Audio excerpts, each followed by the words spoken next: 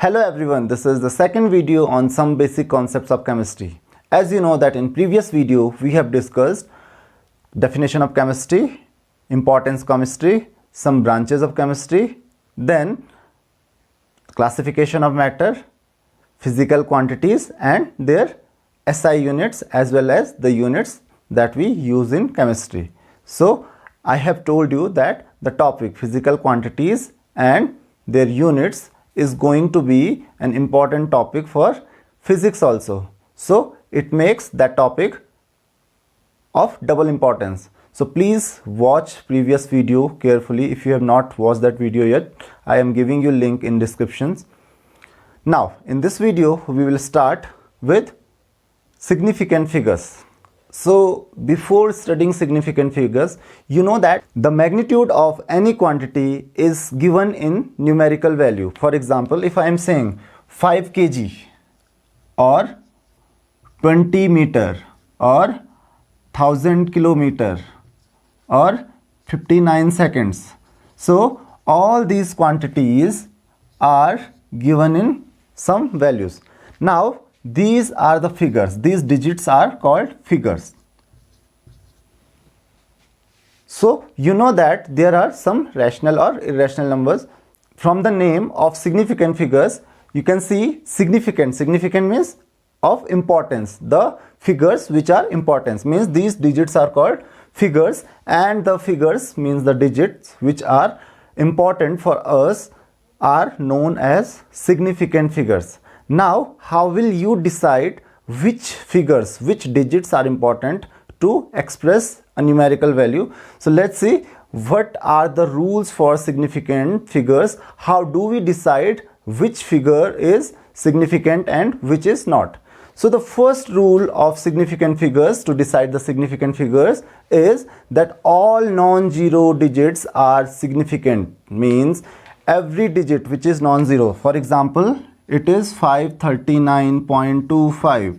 So you can see 53925. There are 5 digits in it and all these 5 digits will be significant. So if you are asked how many significant figures are there, so your answer will be 5.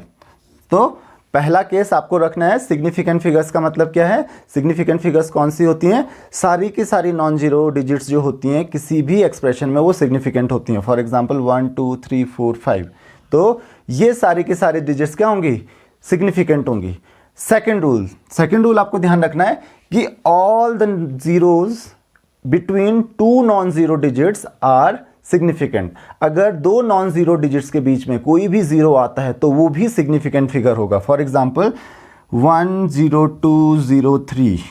तो यहाँ पे ये zeros दो non zero digits के बीच में आ रहे हैं. तो अगर आपको पूछा जाए कितने सिग्निफिकेंट फिगर्स होंगे, so there will be 5 significant figures again, or you are given 1003, then in this case there will be 4 significant figures. तो अगर दो नॉन जीरो डिजिट्स हैं तो दो नॉन जीरो डिजिट्स के बीच में जितने भी जीरोज आते हैं सारे के सारे सिग्निफिकेंट होते हैं. तो इस बात का आपको ध्यान रखना है. Then we have third rule for significant figures, that is all the zeros before first non-zero digit are non-significant. तो आपको ध्यान रखना है कि किसी भी एक्सप्रेशन में अगर आप किसी फर्स्ट नॉन जीरो डिजिट से पहले जितने भी जीरोज लिखते हो सारे के सारे क्या होते हैं? नॉन सिग्निफिकेंट होते हैं. फॉर एग्जांपल यहाँ पे अगर मैं बात करूँ 0.000351, तो अगर आपको पूछा जाए how many significant figures are there in this expression, so you will say 1 2 3. क्यों? पहला नॉन जीरो डिजिट कौन सा है? 3 है. अब इस 3 से पहले जितने भी जीरोज आएंगे ये सब क्या हो जाएंगे? नॉन सिग्निफिकेंट हो जाएंगे. तो ध्यान रखना पहली नॉन जीरो डिजिट कौन है? 3.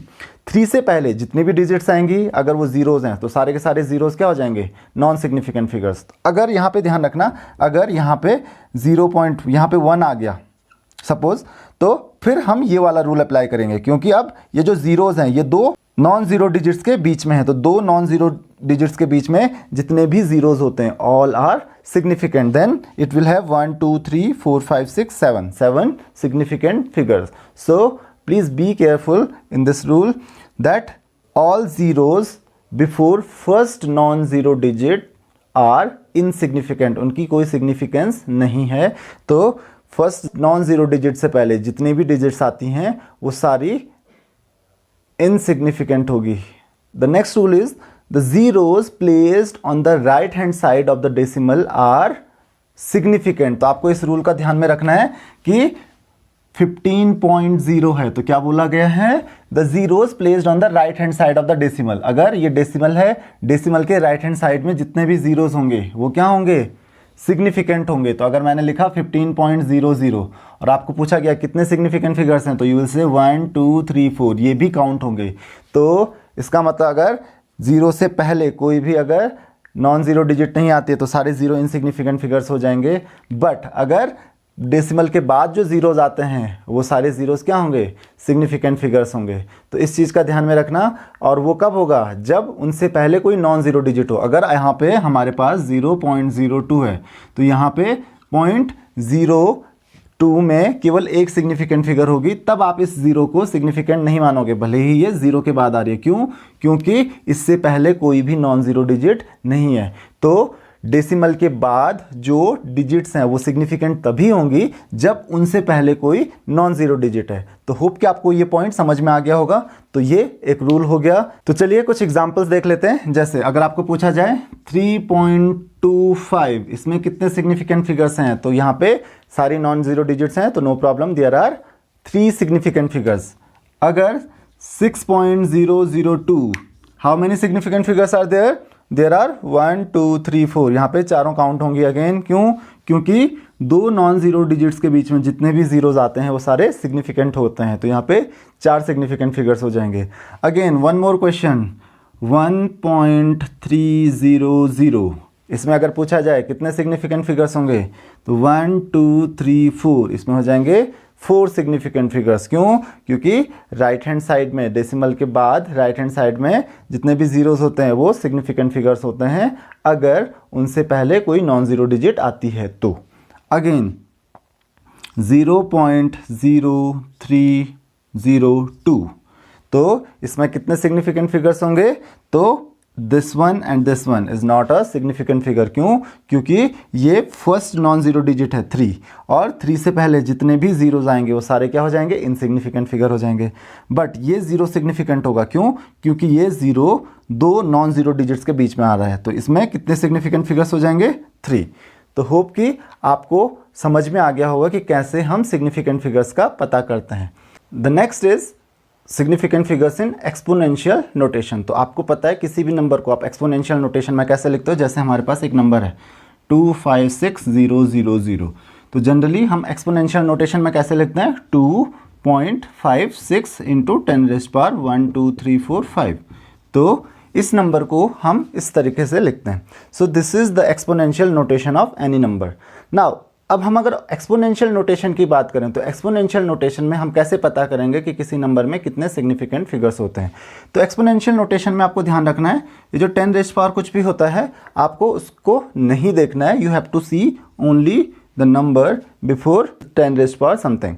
सो इट इज 2.56। तो आपको केवल 2.56 में the number of significant figures का पता करना है। तो how many significant figures are there in 2.56, that will be 3। तो इस नंबर में कितने सिग्निफिकेंट फिगर्स हो जाएंगे, 3। तो आपको ध्यान रखना है जो एक्सपोनेंशियल नोटेशन होते हैं, तो एक्सपोनेंशियल नोटेशन में आपको किसी भी नंबर में ये नहीं देखना है कि 10⁻⁵ आ रहा है तो इसमें भी से भी कोई सिग्निफिकेंट फिगर्स होंगे। आपको केवल ये ध्यान में रखना है कि जो पावर से पहले जो नंबर आता है उसमें आपको सिग्निफिकेंट फिगर्स देखना है। जितने सिग्निफिकेंट फिगर्स उसमें होंगे उस पूरे नंबर में उतने ही सिग्निफिकेंट फिगर्स होंगे। For example 1.05 into 10⁻⁹। तो अगर इसमें सिग्निफिकेंट फिगर्स देखोगे there will be 3 significant figures. तो होप कि आपको ये बात समझ में आ गई होगी।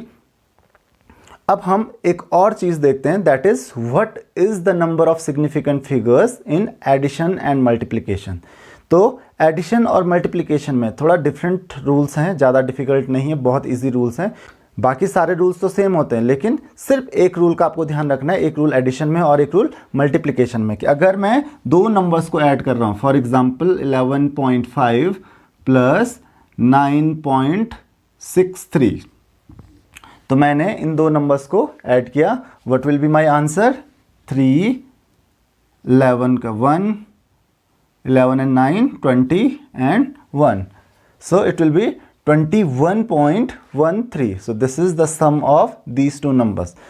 अब आपके पास क्वेश्चन ये आता है what is the number of significant figures in the sum of this, मतलब जो सम आएगा उसमें नंबर ऑफ सिग्निफिकेंट फिगर्स कितने होंगे. Now you will say that the answer is 21.13. तो नंबर ऑफ सिग्निफिकेंट फिगर्स 1 2 3 4 4 हो जाएंगे. तो यहाँ पे हम गलती कर देते हैं, तो इट इज रॉन्ग. सही रूल क्या है, क्या ध्यान में रखना है एडिशन में. आपने दो नंबर्स को ऐड किया, then the number of significant figures. देखिए इसमें 3 सिग्निफिकेंट फिगर्स हैं, इसमें भी 3 सिग्निफिकेंट फिगर्स हैं. डेसिमल के बाद देखिए, डेसिमल के बाद इसमें 1 डिजिट है और इसमें 2 डिजिट्स हैं. तो जिसमें मिनिमम नंबर ऑफ डिजिट्स हैं उतनी डिजिट्स में आपको उस नंबर को पहले राउंड ऑफ करना पड़ेगा. मतलब इसमें 1 डिजिट है, इसमें 2 डिजिट्स हैं, तो मिनिमम नंबर ऑफ डिजिट्स किसमें है, डेसिमल के बाद. इसमें कितनी, 1. तो आपको इसको डेसिमल के बाद 1 डिजिट्स तक में राउंड ऑफ करना पड़ेगा. So what will be the answer 21.1, क्योंकि आपको पता है राउंड ऑफ में क्या होता है, अगर नंबर 5 या 5 से बड़ा है तो आप राउंड ऑफ में 1 ऐड कर देते हो, तो तब वो 2 हो जाता. अगर यहाँ पे 6 5 या 7 8 कुछ होता, लेकिन यहाँ पे 3 है तो 3 को आप ऐसे ही छोड़ देते हो. तो आपका आंसर क्या होगा 21.1. और इसमें नंबर ऑफ सिग्निफिकेंट फिगर्स कितने होंगे, 3. तो आपको ध्यान रखना है जब भी एडिशन करना है तो उसको राउंड ऑफ करना है कितने तक, जितने में आपको किसी भी नंबर में जिनको आप ऐड कर रहे हो उनमें से जिसमें सबसे कम डिजिट्स होंगे आफ्टर डेसिमल, वहाँ तक आपको राउंड ऑफ करना है. फॉर एग्जाम्पल आपके पास है 12.357 प्लस 2.10 प्लस 3.1256. तो यहाँ पे आप 3 नंबर्स को ऐड कर रहे हो, तो आपको दिख रहा है यहाँ पे डेसिमल के बाद 3 डिजिट्स हैं, यहाँ पे 2 डिजिट्स हैं, क्योंकि दोनों सिग्निफिकेंट फिगर्स होते हैं. क्योंकि आपको पता है कि डेसिमल के बाद जो जीरोज आते हैं वो सिग्निफिकेंट फिगर्स होते हैं, और यहाँ पे 4 हैं. तो आपको पहले इनको ऐड करना है और डेसिमल के बाद, क्योंकि सबसे कम किस में, इसमें 2 सिग्निफिकेंट फिगर्स, तो 2 सिग्निफिकेंट फिगर्स तक उसको राउंड ऑफ करना है. जो आंसर आएगा उसमें number of significant figures check करनी है. तो होप कि आपको ये बात समझ में आ गई होगी. उसी तरीके से आपको मल्टीप्लिकेशन में भी ध्यान रखनी है एक बात, कि अगर किसी भी नंबर के मल्टीप्लिकेशन में चेक करना चाहते हो कि कितने सिग्निफिकेंट फिगर्स हैं, तो उसके लिए एक सिंपल सा रूल है कि प्रोडक्ट में उतना ही सिग्निफिकेंट फिगर्स होंगे जितने उस नंबर में होंगे जिसमें सबसे कम सिग्निफिकेंट फिगर्स हैं. फॉर एग्जांपल अगर मैं 2 नंबर को मल्टीप्लाई कर रहा हूं, फॉर एग्जांपल 125 इंटू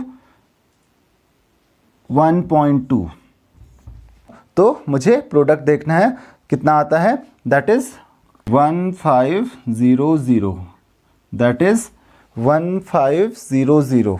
तो ये आ रहा है 150.0. अब आपको पता है कि 150.0 इसमें डेसिमल के बाद जो 0 है वो सिग्निफिकेंट फिगर होगा, तो there will be overall 4 significant figures.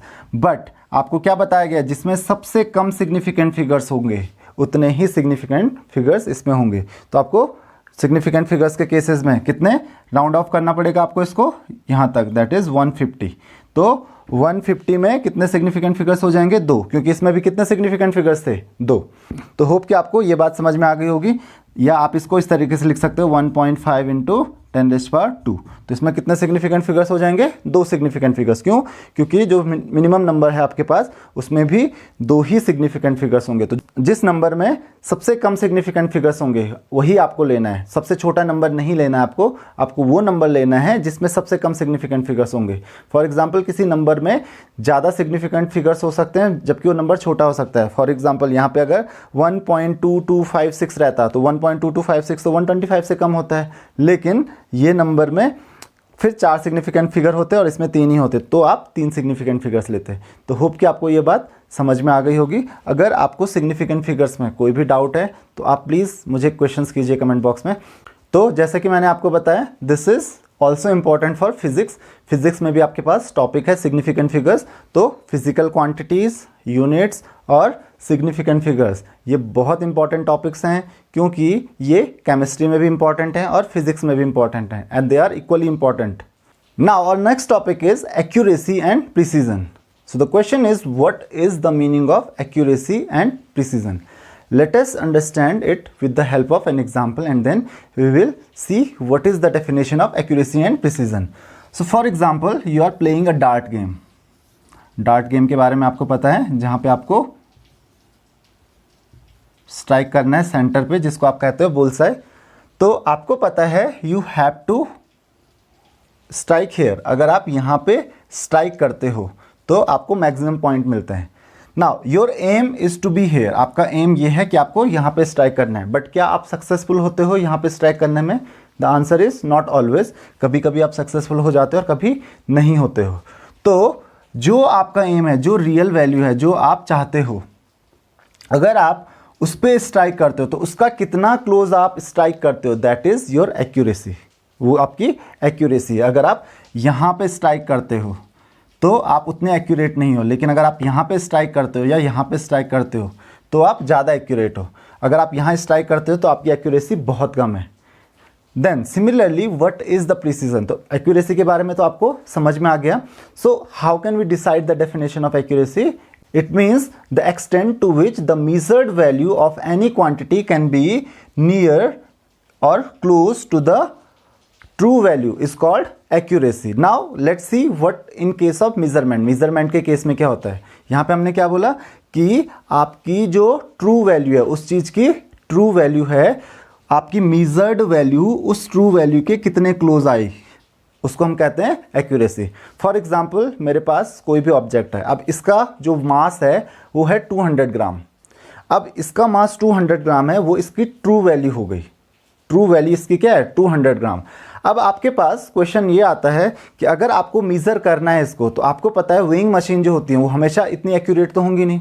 तो कोई वेइंग मशीन इसको 198 ग्राम करेगी, तो कोई इसको 205 ग्राम करेगी, कोई इसको 196 करेगी। तो जो वैल्यू 200 ग्राम, क्योंकि 200 ग्राम क्या है इसकी ट्रू वैल्यू है, जो नंबर 200 ग्राम के सबसे ज़्यादा क्लोज होगी वो इसकी सबसे ज़्यादा क्या होगी? एक्यूरेट वैल्यू होगी। तो इसका मतलब जो इसकी ट्रू वैल्यू है, ट्रू वैल्यू के कितना क्लोज कोई भी मेजर्ड वैल्यू है, that is called accuracy. Now what is the case of precision? Precision का मतलब क्या हुआ? फिर अगर एक्यूरेसी तो आपको समझ में आ गया, प्रिसीजन क्या हुआ? तो जनरली हम गलती से ये समझ लेते हैं कि accuracy and precision are same things, but बहुत ज़्यादा डिफरेंस है एक्यूरेसी एंड प्रिसीजन में। तो यहीं पे देख लीजिए, अगर आपको पता है कि आपको यहाँ पे हिट करना है, अगर आप यहाँ हिट करते हो तो आप बिल्कुल भी एक्यूरेट नहीं हो। अगर आप यहाँ पे हिट करते हो तो आप थोड़ा इससे ज़्यादा एक्यूरेट हो। अगर आप यहाँ पे हिट करते हो तो आपकी एक्यूरेसी काफ़ी ज़्यादा है, और अगर आप यहाँ पे हिट करते हो तो आपकी तो एक्यूरेसी सबसे ज़्यादा हो गई। बट अगर हम बात करते हैं प्रिसीजन की, तो प्रिसीजन का एक्यूरेसी से कोई खास लेना देना नहीं है। प्रिसीजन का लेना देना आपकी सिर्फ मेजर्ड वैल्यू से है। मतलब कि अगर आप स्ट्राइक कर रहे हो यहाँ पे, first strike is here, second is here, third is here, fourth is here, तो आप देख सकते हो आप एग्जैक्ट एक्यूरेट नहीं हो। या फिर आप पहला स्ट्राइक यहाँ पे कर रहे हो, फिर दूसरा यहाँ पे, तीसरा यहाँ पे, चौथा यहाँ पे, आप बहुत दूर हो एक्यूरेसी से, आप बहुत दूर हो, एक्यूरेट होने से तो काफ़ी दूर हो, लेकिन आपके जो चारों हिट्स हैं वो एक दूसरे के क्या हैं? बहुत क्लोज हैं। तो इसको हम कहेंगे कि आप काफ़ी ज़्यादा क्या हैं? प्रिसाइज हैं। So what is the definition of precision? That the closeness of different measured values is known as precision. मतलब अगर आप किसी भी क्वांटिटी को मेजर कर रहे हो 3, 4 या 5 या 6 बार बार आप मेजर कर रहे हो, और हर बार जो आपकी मेजर्ड वैल्यूज आई वो एक दूसरे के बहुत ही क्लोज हैं, तो जितना वो एक दूसरे के क्लोज होंगे उसको हम कहेंगे वो इतना क्या है? प्रिसाइज हैं। उनका प्रिसीजन इसी चीज़ से मेजर होता है, न कि उसकी ट्रू वैल्यू क्या है। अब एक्चुअल में तो मान लेते हैं कि अगर यहीं पे एक एग्जांपल हम देखें कि एक्चुअल में कोई भी ऑब्जेक्ट 200 ग्राम का है, ये 200 ग्राम का है। अब आपने इसको अलग अलग तरीके से 3-4 बार मेज़र किया, तो पहली बार में आया 191 ग्राम, दूसरी बार में आया 191.25 ग्राम, तीसरी में आया 191.1 ग्राम, चौथी बार में आया 191.2 ग्राम। अब अगर आप इन चारों वैल्यूज़ को देखो तो ये एक्यूरेट वैल्यू से तो बहुत दूर हैं, जो ट्रू वैल्यू से तो बहुत दूर हैं, लेकिन एक दूसरे के बहुत ज़्यादा क्लोज हैं। तो यहाँ पे आप एक्यूरेट तो नहीं हो बट प्रिसाइज हो। तो सेम अगर आप हर बार वैल्यूज़ मेज़र कर रहे हो, तो हर बार अगर आप बुल्स आई को हिट कर रहे हो तो आप एक्यूरेट भी हो और आप प्रिसाइज भी हो। आप अगर बुल्स आई को हिट नहीं कर रहे हो और आप इधर उधर या थोड़ा क्लोज उसके हिट कर रहे हो तो आपकी एक्यूरेसी थोड़ा कम हो जाती है, फिर भी आप काफ़ी एक्यूरेट हो। बट आप प्रिसाइज नहीं हो। क्यों? क्योंकि कभी आप इधर हिट कर रहे हो, कभी आप इधर हिट कर रहे हो, थोड़ा क्लोज तो हो इसके, लेकिन प्रिसाइज नहीं हो। लेकिन अगर आप बुल साइज से बहुत दूर हिट कर रहे हो तो आप प्रिसाइज तो हो बट एक्यूरेट नहीं हो। तो एक्यूरेसी का किस चीज़ से लेना देना है कि जो किसी भी क्वांटिटी की ट्रू वैल्यू होगी, ट्रू वैल्यू से आपकी मेजर्ड वैल्यू कितने क्लोज है, दैट इज एक्यूरेसी। लेकिन अगर हम प्रिसाइज होने की बात करते हैं तो प्रिसीजन क्या हुआ कि आपकी जो मेजर्ड वैल्यूज हैं वो खुद एक दूसरे के कितना क्लोज हैं। ऐसा नहीं कि आपने एक बार मेजर किया 190 आया, दूसरी बार मेजर किया 250 आ गया, तो अब आप प्रिसाइज नहीं रहे। क्यों? क्योंकि आपकी जो मेजर्ड वैल्यूज हैं वो एक दूसरे से बहुत ज़्यादा दूर हो रही हैं। Then in this case you are not precise. तो this is the difference between accuracy and precision. और इन्हीं एक्यूरेट एंड प्रिसाइज वैल्यूज के लिए हमको यूज करने पड़ते हैं सिग्निफिकेंट फिगर्स। जितने ज़्यादा सिग्निफिकेंट फिगर्स होंगे वो नंबर उतना प्रिसाइज होगा, उस नंबर की वैल्यूज उतनी प्रिसाइज होंगी। The next topic is Dalton's atomic theory. तो आपने जैसे कि पिछली क्लासेस में पढ़ा है कि डाल्टन ने एक एटॉमिक थ्योरी प्रपोज की थी। डाल्टन ने क्या कहा था कि किसी भी एलिमेंट को अगर आप बहुत छोटे छोटे पार्टिकल्स में डिवाइड करते हो तो इन दी एंड आपको इतने छोटे पार्टिकल्स मिलेंगे कि उनको फर्दर डिवाइड, उनको और डिवाइड करना पॉसिबल नहीं होगा। और उन्हीं छोटे पार्टिकल्स को नाम दिया गया एटम्स। एटम का मीनिंग ही होता है which can not be divided. तो उस समय यही सोचा गया था कि जो ये सबसे छोटे पार्टिकल्स हैं उनको उससे ज़्यादा डिवाइड करना पॉसिबल नहीं है।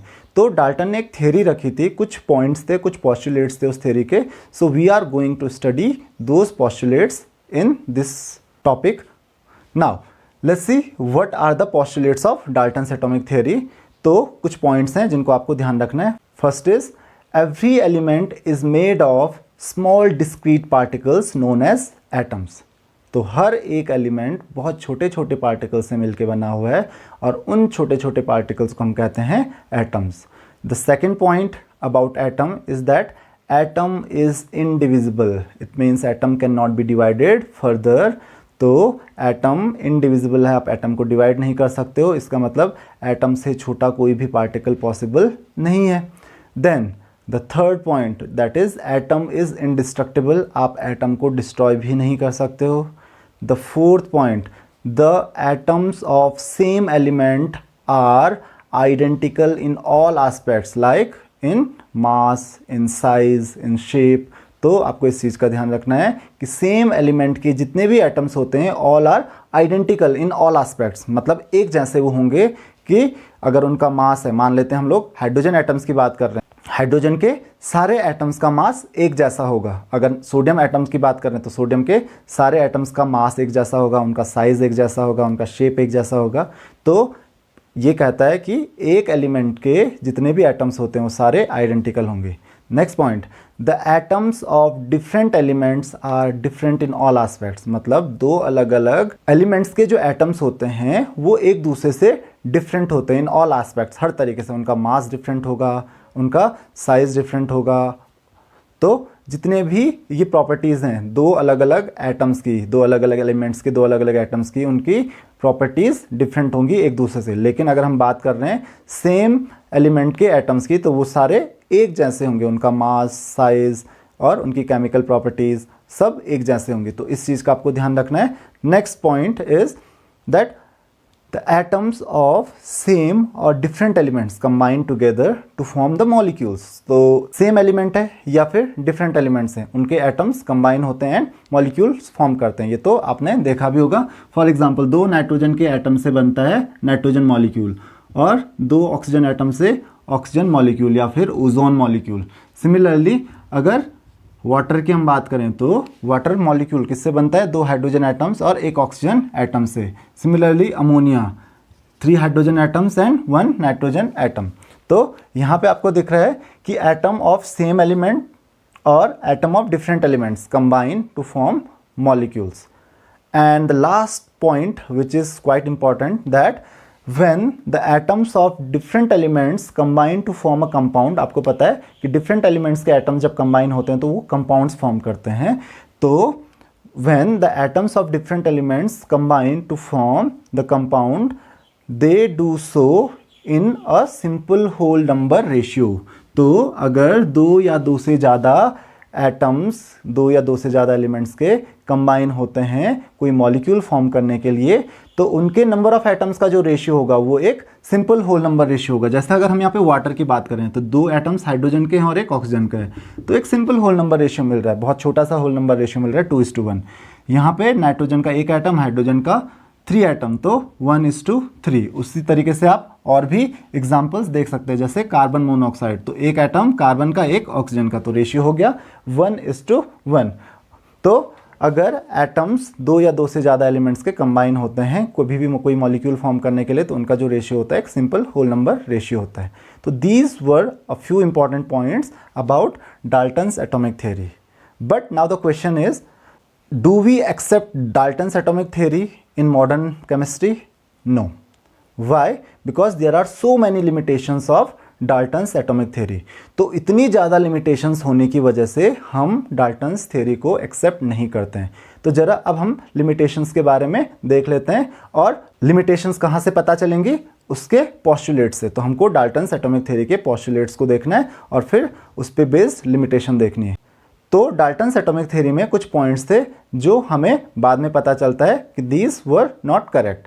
For example, atom is indivisible. Dalton atomic theory के अकॉर्डिंग एटम क्या है? इनडिविजिबल है। लेकिन आपको पता है एटम को आप फर्दर डिवाइड कर सकते हो और एटम से निकलते हैं इलेक्ट्रॉन्स, प्रोटॉन्स, न्यूट्रॉन्स जैसे और भी subatomic particles. So there are so many subatomic particles in atom. तो एटम से छोटे पार्टिकल्स भी पॉसिबल हैं, और वो कहाँ से निकलते हैं? एटम को ही फर्दर डिवाइड करके। तो आपने जो बात कही थी atom is indivisible, that is not true. One more point, that atoms of same elements are identical in all aspects. मतलब कि किसी भी एलिमेंट के सारे एटम्स आइडेंटिकल होंगे, एक जैसे होंगे। लेकिन क्या ये सही है? Again not true. क्यों? क्योंकि अगर हम बात करें हाइड्रोजन की, तो हाइड्रोजन के कुछ आइसोटोप्स होते हैं, protium H11, H12 that is deuterium and 13 that is tritium. तो अगर हम 3 आइसोटोप्स को देखें तो यहाँ पे आपको पता चलता है कि इन तीनों का जो मास नंबर होता है 1, 2 और 3। इसका मतलब अगर मैं ट्राइटियम का 1 एटम लूँगा तो इसका मास 3 टाइम्स होगा प्रोटियम के 1 एटम से, जबकि ड्यूटेरियम का 1 एटम का मास प्रोटियम के 1 एटम से डबल होगा। तो इन 3 एटम्स के मासेस तो अलग अलग हैं, लेकिन तीनों एटम्स एक ही एलिमेंट के हैं। तो अगर तीनों एटम्स एक ही एलिमेंट के हैं तो फिर इनके मासेस डिफरेंट नहीं होने चाहिए थे, बट यहाँ पे इनके मासेस तो डिफरेंट हैं। तो इसका मतलब जो हमने बात कही थी डाल्टन्स एटॉमिक थ्योरी में कि the atoms of same elements are identical in all aspects, वो सही नहीं है। कुछ एस्पेक्ट्स हो सकते हैं जिनमें अलग अलग एटम्स अलग अलग प्रॉपर्टीज़ रखते हैं। फॉर एग्जाम्पल, मास उनके अलग अलग हो सकते हैं, भले ही केमिकल प्रॉपर्टीज़ सबकी एक जैसे हो। तो आपको इस चीज़ का ध्यान रखना है कि ज़रूरी नहीं है कि एटम्स ऑफ सेम एलिमेंट क्या हो, हर एस्पेक्ट में आइडेंटिकल हो, एक जैसे हो। ये हो भी सकते हैं और नहीं भी हो सकते हैं। The next point was that the atoms of same और different elements combine to form the molecules. ये तो आपने पढ़ा ही है कि एटम्स जो होते हैं सेम एलिमेंट के या डिफरेंट एलिमेंट्स के कंबाइन होते हैं और मॉलिक्यूल्स फॉर्म करते हैं। तो ये पॉइंट तो बिल्कुल सही है। फिर लिमिटेशन कहाँ है इसमें? The limitation is that Dalton did not explain why the atoms of same and different elements combine to form the molecules. तो ये तो उसने सही कहा कि एटम्स कंबाइन होते हैं और मॉलिक्यूल्स फॉर्म करते हैं, लेकिन क्यों करते हैं, उनको ज़रूरत क्या है आखिर मॉलिक्यूल्स फॉर्म करने की, ये डाल्टन्स एटॉमिक थ्योरी से हमको पता नहीं चलता है। And one more point was there that the atoms of different elements when combined to form a compound they do so in a simple whole number ratio। तो जब एटम्स कंबाइन होते हैं मॉलिक्यूल्स फॉर्म करने के लिए, तो आपको क्या बताया गया था कि डिफरेंट एलिमेंट्स के जो एटम्स होते हैं उनका जो रेशियो होता है वो एक सिंपल होल नंबर रेशियो होता है, जैसे 1:2, 2:3, छोटे छोटे रेशियोज होते हैं। लेकिन क्या ये जरूरी है? हमेशा नहीं। एक एग्जांपल देख लेते हैं, जैसे C12, H22, O11। तो यहाँ पे आप देख सकते हो कि जो रेशियो होगा कार्बन, हाइड्रोजन और ऑक्सीजन एटम का, दैट इज 12:22:11। अब आपको ये कहीं से भी सिंपल रेशियो तो नहीं दिख रहा है। हाँ, होल नंबर रेशियो तो है, बट इतना सिंपल तो नहीं है। तो मॉलिक्यूल्स में जनरली रेशियो सिंपल भी हो सकता है और कॉम्प्लेक्स भी रेशियोज हो सकते हैं। तो ज़रूरी नहीं है कि बहुत सिंपल होल नंबर रेशियोज आपको मिले। तो these were the limitations of Dalton's atomic theory because of which we don't accept the Dalton's atomic theory. बाद में हमने Dalton's atomic theory में कुछ चेंजेस किए मॉडर्न एटॉमिक थ्योरी के लिए ताकि हम एटम को ज़्यादा अच्छे से समझ सकें. फॉर एग्जांपल कि डाल्टन ने कहा था कि एटम इज़ इंडिविजिबल. बाद में हमको पता चला कि एटम्स के और भी सब एटॉमिक पार्टिकल्स होते हैं. So far we have found out more than 35 subatomic particles. तो उनमें सबसे इंपॉर्टेंट जैसे इलेक्ट्रॉन, प्रोटॉन एंड न्यूट्रॉन्स, तो ये सब एटम से भी छोटे पार्टिकल्स होते हैं जो एटम में ही होते हैं. तो इसका मतलब क्या हुआ कि एटम को भी आप फर्दर डिवाइड कर सकते हो.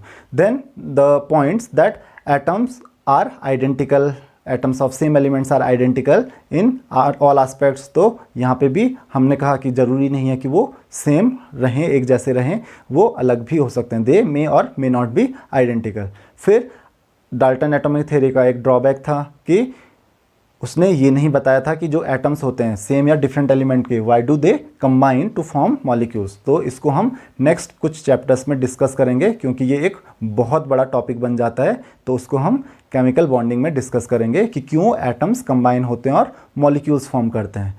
एक और पॉइंट था कि सिंपल होल नंबर रेशियो में एटम्स कंबाइन होते हैं किसी भी कंपाउंड के मॉलिक्यूल में. तो ज़रूरी नहीं है कि रेशियो सिंपल ही हो. तो कुछ चेंजेस हमने बाद में किए ताकि हम एटम को ज़्यादा सही तरीके से समझ सकें. तो होप कि आपको इस लेक्चर के सारे टॉपिक समझ में आ गए होंगे.